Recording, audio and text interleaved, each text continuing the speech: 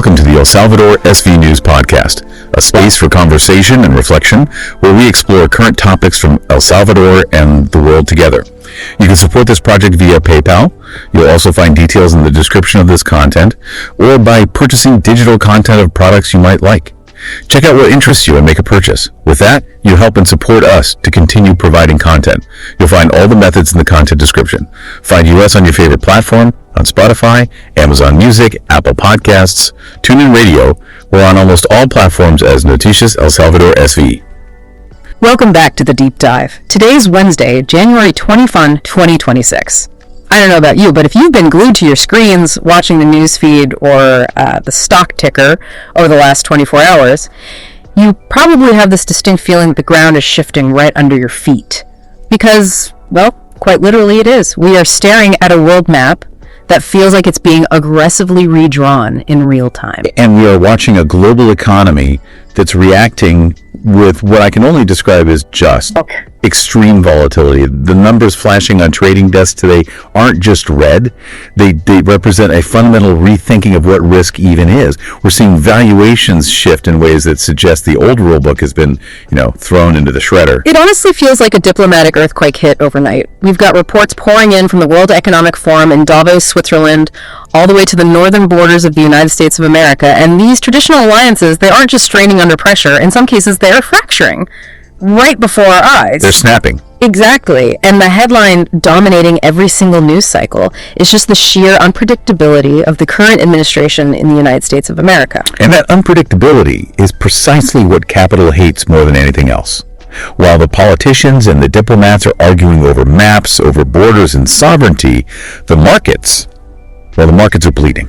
Yeah. We're seeing a massive flight to safety. But the very definition of what is safe seems to be changing overnight. This is reshaping investment strategies that have been in place for decades. So our mission today is to try and connect these dots. We need to understand the link between this aggressive territorial rhetoric we're hearing about Greenland and Canada, the physical seizure of resources we're seeing happen in Venezuela, and ultimately why your mortgage rate or your investment portfolio is moving the way it is today. We're going to try to make some sense of all this chaos. It is all connected. You absolutely cannot separate the politics from the portfolio anymore. Not in this environment. The geopolitical posturing is the engine, and all this market volatility, that's the exhaust. And just to tease what we're going to get into a bit later, because this one really threw me for a loop, we're going to talk about a report suggesting that a neighbor of the United States of America, a deeply integrated ally, is actually planning for a military invasion for the first time in a century. That is the kind of tail risk that no algorithm on Wall Street was priced for. None. It changes the entire calculus for everything in North America. Okay. Let's unpack this. Let's start where all the cameras are flashing. Davos, Switzerland. The World Economic Forum. Usually this is a place for, polite conversation, canapes, globalization, cheerleading. Right. It's where CEOs and prime ministers shake hands and talk about sustainability and stakeholder capitalism. Very civil. But Donald Trump's appearance there has just completely upended the entire script. Instead of calming fears, he effectively poured gasoline on them. The markets were looking for reassurance, for some signal of stability in these turbulent times. They got the exact opposite. And the central issue here, again, is this ongoing obsession with Greenland. We've discussed this before on the show, but back then it felt more like, a bargaining chip, a wouldn't it be nice scenario. A hypothetical. Yeah. A bit of posturing. Exactly. But in Davos, this was different. He didn't just suggest it would be nice to have. He doubled down hard. He isn't asking for a lease or some strategic partnership. The reports state clearly that he is demanding full rights, title, and ownership. Which is, it's a real estate developer's mindset applied to sovereign territory. It's unbelievable. His argument, based on the transcripts we've seen of the speech, is that you can't defend something with just a lease. He explicitly said you need ownership to defend it. He said that. Word for word. He is viewing national security through the lens of property law fee, simple, absolute. He genuinely seems to believe that unless the United States of America holds the deed, the territory is a liability. That is a staggering shift in how international relations are supposed to work. But it led to this incredibly confusing, almost surreal moment during his speech. He started talking about the stock market drop. But he didn't blame economic factors like inflation or earnings. He blamed Iceland. Yeah, that was a truly bizarre pivot. He claimed the stock market of the United States of America dropped because of Iceland, and then he questioned NATO support there. Yeah. He said, and I'm quoting here, "I don't know if NATO will support us. They don't support us in the case of Iceland, I assure you. Our market had its first drop yesterday because of Iceland." It seems pretty clear he was mixing up Iceland and Greenland, right? The whole dispute is over Greenland. It certainly appears that way. I mean, he talked about how Iceland has cost the United States of America a lot of money, but the entire context was clearly about his ambitions for Greenland. And from a market perspective, this confusion is terrifying. Why? Terrifying. Because investors, traders, they listen to these speeches for policy direction, for clarity. When the leader of the largest economy in the world appears to confuse two different geostrategic nations while threatening to buy one of them, it just signals a total lack of clarity. It makes traders very, very nervous about the competence behind the entire strategy. Yeah, it begs the question, if the map in his head is literally wrong, what does that mean for the orders being given to the military or to the treasury? Precisely. And to make matters even more surreal, he didn't just use words, he actually published an AI-generated image. It showed Greenland, American territory. It was essentially a simulation of his conquest before he even arrived in Davos. And that visual, that's a powerful signal to the rest of the world. It tells everyone that this isn't just a negotiating tactic or some kind of bluff. He is actively visualizing the annexation. But here is the financial reality check. You cannot buy sovereignty in 2026 without completely breaking international law. Greenland isn't some distressed asset in a bankruptcy court. It's an autonomous territory within the Kingdom of Denmark. So help me understand this. Why does the market care so much about an island of ice? Why did the Dow react so violently to a speech about the Arctic? Because it represents instability. It's a symbol. If the United States of America is willing to just disregard diplomatic norms and international law to acquire territory from a European ally, then all bets are off regarding trade agreements, defense pacts, currency stability, everything. So it's about the precedent it sets. It introduces a premium on chaos. That's the key. If they can come for Greenland, what happens to other agreements? It suggests that contracts, treaties, they're only valid as long as the administration feels like honoring them. And that is poison for global investment. And the response from Europe has been, furious. We're hearing talk of a commercial bazooka. That is the term floating around diplomatic circles. The European Union isn't just writing angry letters anymore. They're considering serious retaliatory trade measures. Ursula von der Leyen was at the forum, and she explicitly called the tariff threats a mistake. She said threats of tariffs on allies are counterproductive. But it's more than that now, right? Oh, much more. The rhetoric suggests they're preparing for a full-blown trade war that could dwarf what we saw in previous years. In fact, the European Parliament has even suspended all work on a trade agreement with the United States of America in protest. That's a huge step. And in sharp contrast to all these diplomatic norms we're used to, we have Trump saying he doesn't want to use force, but he needs immediate negotiations to take control.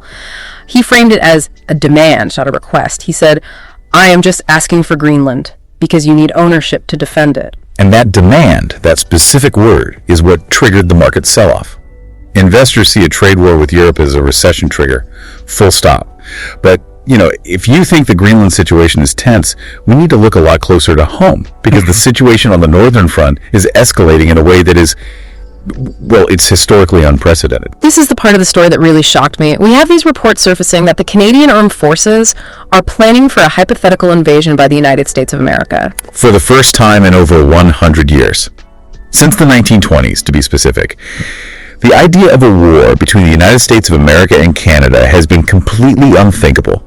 It is the longest undefended border in the world. Right. Generations have grown up thinking of that border as just a line on a map you cross for a vacation, for business.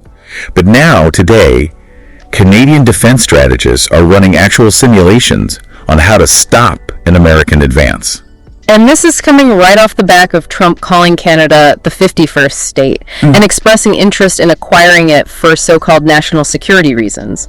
It sounds like a joke, but clearly the Canadians aren't laughing. No, they're treating it as a legitimate existential threat. And the military reports are fascinating because they acknowledge the reality of the situation. Canada cannot win a conventional war against the United States of America. Of course not. The power imbalance is just too great. It's massive. The United States of America spends more on defense than the next 10 countries combined. A conventional war would be over in days if they tried to fight tank for tank on the plains of Manitoba. So what is their plan? How do you defend against that kind of juggernaut? Asymmetric warfare. That's the only option. The reports detail a strategy that involves sabotage, ambushes, and extensive drone warfare. The goal isn't to defeat the army of the United States of America on the battlefield. That's impossible. The goal is to make the occupation so painful and so costly that they are eventually forced to withdraw. So they're thinking like an insurgency. Exactly. They're talking about blowing up bridges, disabling key infrastructure, disrupting supply lines. And this is the crucial part.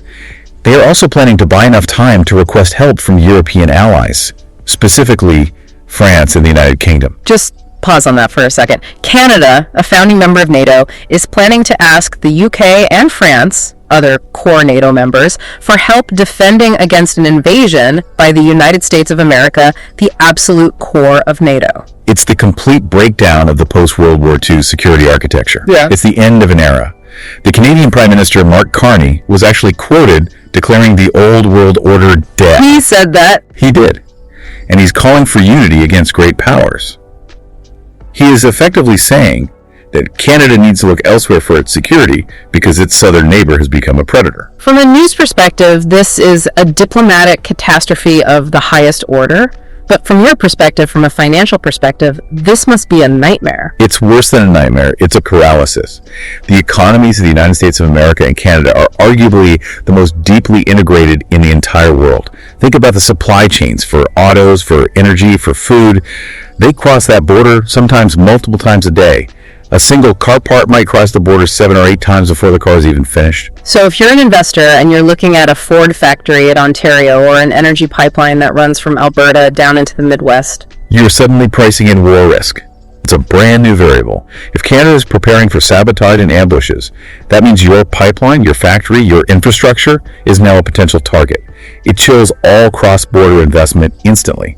Capital hates uncertainty, and war with Canada is the ultimate uncertainty for North American markets. it just sounds so absurd to even say out loud. It is absurd, but it implies that the free flow of goods, something we've taken for granted for 50 years, could just stop overnight. You cannot build a business model on an open border if that border is being, potentially mined or turned into a front line. It's incredible. And while all the eyes of the world are on the ice in the north and this unbelievable tension with Canada, the United States of America has made a massive, tangible move in the south. We have to talk about Venezuela. Yes, the Southern strategy. This is where all the rhetoric we've been talking about meets cold, hard reality. Right. So transitioning from the icy north to the oil-rich south, this isn't just talk anymore. This is action on the ground. We have confirmation of the arrest of Nicolás Maduro and his wife, Cilia Flores. This is a huge development. They were actually captured back on January 3rd, but the details are only just coming out now.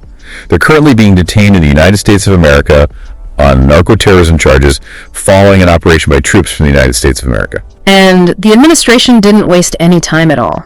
Trump immediately announced a deal where Venezuela will turn over between 30 and 50 million barrels of oil to the United States of America. And you have to note the language there, turnover. This isn't a standard purchase agreement on the open market.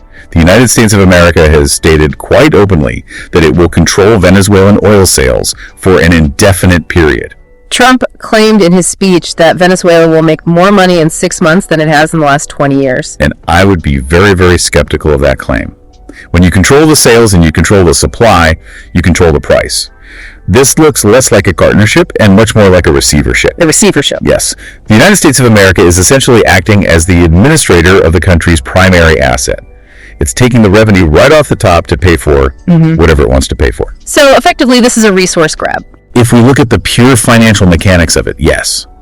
It's a liquidation event. The United States of America is seizing assets, in this case oil, to recoup costs or to project power. And what it does is it creates a controlled flood of supply into the market of the United States of America. What does that actually do to the oil market? Well, in the short term, it might lower prices at the pump for consumers in the United States of America, which is always politically popular, of course. But structurally, it completely destroys the concept of sovereign resources. If the United States of America can arrest a head of state and commandeer their primary export for an indefinite time, it signals to every other resource-rich nation on Earth that their assets are not safe if they cross Washington. So it's a strategic victory for the United States of America, certainly. They removed an adversary and they secured a lot of oil. A strategic victory, yes, but a reputational disaster. It confirms the deepest fears of the global south. It validates the entire narrative that the United States of America acts as an imperial power. And while that might feel good for nationalistic rhetoric, it makes doing business globally much, much harder. Trust is a currency, a very valuable one, and the United States of America is spending it very, very rapidly right now. You can't be both the global policeman and the global asset seizure team without some serious consequences down the line. So we have the diplomatic map completely on fire. Let's look at the scoreboard at the market itself. Wall Street closed down nearly 900 points today. It was a bloodbath. An absolute bloodbath. The Dow Jones reacted directly to the threats against Europe and the instability regarding Greenland. You can literally trace the drop almost minute by minute with the news cycle coming out of Davos. The redirect notices on all the major financial news sites are pointing to the same story. Markets are plummeting due to geopolitical fear. And we're seeing that classic split in commodities as well, right? Exactly. Gold is rising. That is your classic fear gauge. When people are scared of governments and of currencies, they buy gold. It's tangible, it's historical, and it has no counterparty risk. But interestingly, Bitcoin is falling. That is surprising to some, isn't it? I thought crypto was supposed to be the hedge against this broken system. It was supposed to be. That was the narrative. But in moments of true systemic panic, Bitcoin still trades like a risk asset. It trades like a speculative tech stock. When liquidity dries up, people sell what is liquid. Gold is the bunker. Bitcoin is still, for now, the casino. Investors are running for the exits, and they're cashing out of digital assets to cover their losses elsewhere. No, I want to pivot to something that affects a lot of our listeners in Europe, specifically when it comes to their mortgages. The Euribor. It dropped pretty significantly today. It did. A big move. It dropped to 2.228% on January 21, 2026. The monthly average is now sitting around 2.249%. For a benchmark rate like that, that is a significant move for a single day. Usually people cheer when interest rates drop. I mean, it means cheaper loans, cheaper mortgages. And for anyone with a variable rate mortgage, specifically in Spain or other parts of Europe, this is technically good news. Yes, your monthly payment is going to go down. But we have to ask the important question. Why is it going down? It's not because the economy is healthy. Precisely. It's the exact opposite. The Euribor represents the interest rate at which European banks lend to each other. When it drops this fast, it means the market is losing fuel. It's a huge warning sign. It signals that investors expect a recession or at least a significant economic slowdown. They are betting that central banks will have to cut rates desperately just to keep the economy alive. So lower mortgage payments are essentially a symptom of a sick economy. That is the terrible irony. You might save 100 euros on your mortgage this month, but the value of your house might drop significantly. Or your job might be at risk because the broader economy is contracting out of pure fear. It is a sign of weakness, not of strength. So notwithstanding the immediate relief for a few borrowers, the overall signal is just flashing bright red. Correct. The bond market, which is what drives the Euribor, is often smarter than the stock market. And right now, it is telling us that the threats of tariffs from the United States of America, the instability in Greenland, the suspension of trade deals, all of this is going to hurt economic growth deeply. Speaking of things that are hurting us, we have to touch on a really disturbing story that's coming out of the tech world. It seems to fit this broader theme of systems just breaking down. A very dark turn in technology, absolutely. And it ties into the general anxiety of the day. Elon Musk has issued a warning urging people not to let their loved ones use ChatGPT. And this is significant. Musk has always been very vocal about AI risks, but this is specific and it's immediate. There are reports, unconfirmed but circulating, linking the AI to 9 deaths, including suicides of adolescents and adults. It connects to this feeling of a complete loss of control, doesn't it? Whether it's the geopolitical borders in the Arctic or the algorithms on our phones, the very systems we've come to rely on are showing dangerous cracks. It creates a sense of pervasive insecurity. You can't trust the map, you can't trust the markets, and now you're being told you can't even trust the intelligence that's simulated on your screen. It adds this huge psychological weight on top of all the economic data. If the tools we use to navigate the world are themselves unsafe, people just retreat, they stop spending, they stop investing, they pull back. So, where does this all leave us? Let's try to summarize this chaos. What does it all mean? Well, if we look at the big picture, the United States of America is acting unilaterally on all fronts, period. It's redrawing the map, Greenland is being demanded, not requested. Canada is being threatened to the point where it's actually preparing defenses. Venezuela has been, for all intents and purposes, decapitated and its primary resource seized. And on the financial side, the ledger is just ugly. Markets are crashing. The Dow is down nearly 900 points. Trade deals with the European Union are suspended or frozen solid. And mortgage rates in Europe are dropping, but only as a symptom of the fact that the economic outlook is incredibly grim. We have moved in the last 24 hours from diplomatic tension to active preparation for conflict. The financial strategies that have dominated the last 20, maybe 30 years, globalization, open borders, integrated supply chains, they seem officially obsolete as of today. They are. They're dead. The risk premium for doing business internationally just skyrocketed. Yeah. You cannot value a company based on just-in-time delivery if the border it has to cross might become a war zone. The era of frictionless trade is over. It really leaves us with a final provocative thought. If a neighbor as close and as integrated as Canada is preparing for an invasion by the United States of America, and the old world order is truly dead, as their prime minister said, where is the safe haven for your money or for your family in 2026? That is the trillion-dollar question. Is this flight to safety that we're seeing in the markets? Is it actually a flight to nowhere? Because if the United States of America is the source of the instability, then the world's traditional safe haven has become the eye of the storm. A sobering thought for a Wednesday. Keep your eyes on the map and your hand on your wallet. Indeed. That's it for today's deep dive. We'll be tracking these developments as the map continues to change. Until next time.